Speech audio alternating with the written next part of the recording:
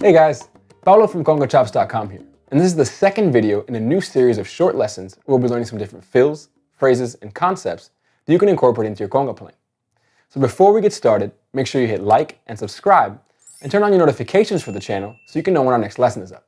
In today's lesson, I want to go over a couple of simple ways that we can adapt our one drum tumbao pattern to two drums. Now the most common way we can do this is by adding two low drum open tones on the end of 2 and beat 3 on the 3 side of the clave. Now this is the conga pattern that's used as the basis for what's often played in the up section of song-derived music, which means any musical styles that draw largely from the Afro-Cuban song, such as genres like salsa or timba.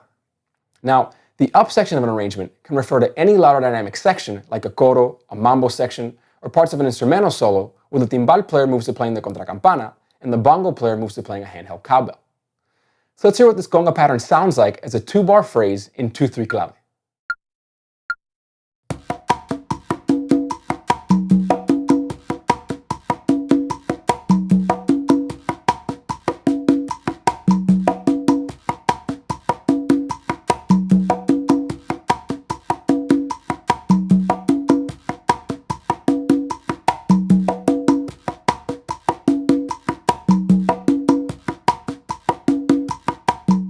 So you can feel free to play your left-hand stroke after the right-hand tumbadora on the end of 3 as a slap or a tip.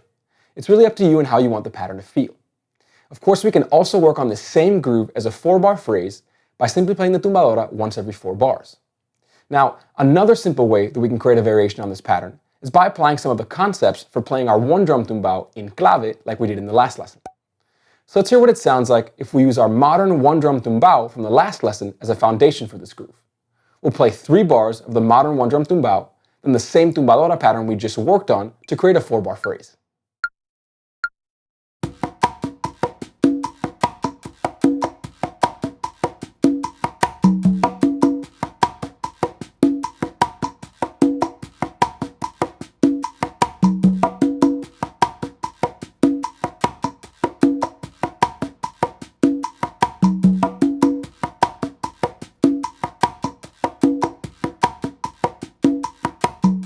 I decided to keep the 2 open tones in bar 4 after playing the tumbadora, just as a matter of personal preference. You can certainly play just a single open tone on beat 4 instead, like we did in the second bar, or only play an open tone on the end of 4. These choices are ultimately something that we'll start to develop a feel for the more we listen to and analyze different players and recordings, and begin to expand our musical language as we build our own personal taste. So let's work on one more pattern that can help us play this 2-drum groove more comfortably at a bit faster tempo.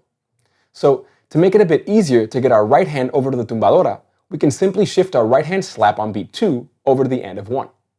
So instead of starting that bar by playing palm, tip, slap, that's left, left, right, our first 3 strokes will be palm, slap, tip.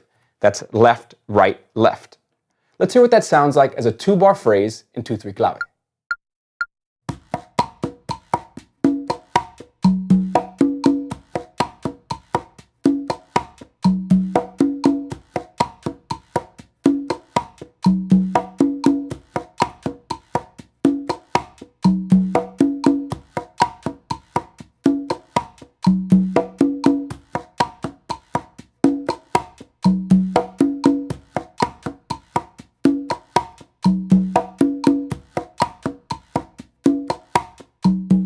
Now let's hear that at a bit faster tempo so you can see how just changing a couple of notes can really help us play this groove more comfortably.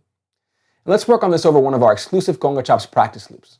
And feel free to clap the clave along to this and every example so you can start to understand how the conga patterns we're learning work in respect to the clave. 1, 2, 1, 2, 3, 4.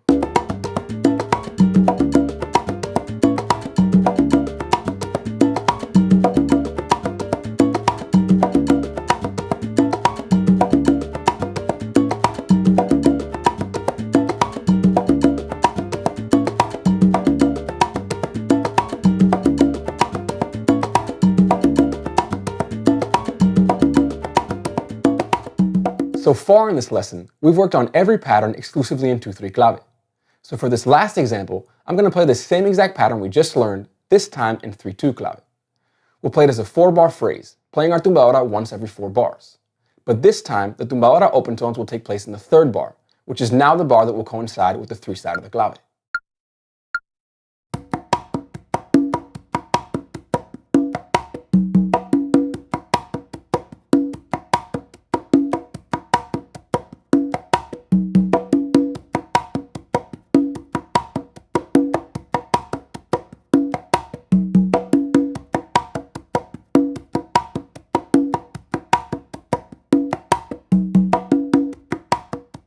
So all we had to do to play this pattern in 3/2 clave was start with the bar that coincides with the 3 side of the clave.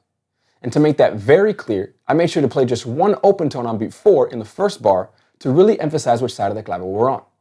So let's hear that pattern one more time up to speed over a bit more modern sounding conga chops practice loop in 3/2 clave. 2, 1, 2, 3, 4.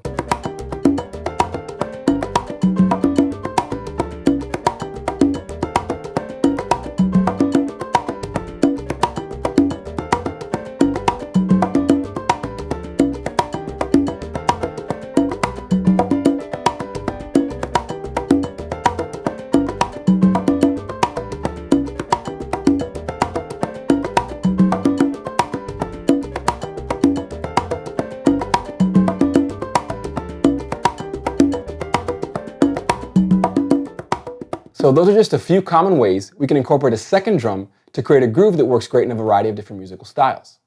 But remember, it's really important to listen to music from different genres and eras to understand where it can feel appropriate to use this type of groove. You also want to make sure that you're deliberate in terms of how long you want your phrases to be. Are you looking to create a longer 4-bar or 8-bar phrase that'll free up to play some variations in between? Or do you really want to emphasize the feeling of a more constant 2-bar phrase that can add some intensity in certain sections of an arrangement? In any case, these choices will be totally up to you. And that's why it's so important to not only play along to our favorite recordings, but also to listen to and analyze how these different grooves are used so we can start to develop an idea of what context they can work really well in and when it feels natural or unnatural to use them. Now this is something that we really do our best to reinforce on Conga Chops, providing not only hundreds of practice loops, including everything you heard in this lesson, but also hand-picked Spotify playlists featuring some of our favorite tracks to go along with each pertinent course and lesson. If you want to know more about what we do on Conga Chops and how you can take your playing to the next level, come check us out at congachops.com. We've got an incredible library of step-by-step courses and lessons, over 10 hours of practice loops, and an amazing community forum where you can get one-on-one feedback on everything you're working on. Just click the link below to grab a 7-day free trial and see what it's all about. Please don't forget to support our channel by giving this video a like, leaving a comment down below as to what you'd like to see me cover next, and hitting subscribe so you can catch a new video each week. I'll see you in the next lesson.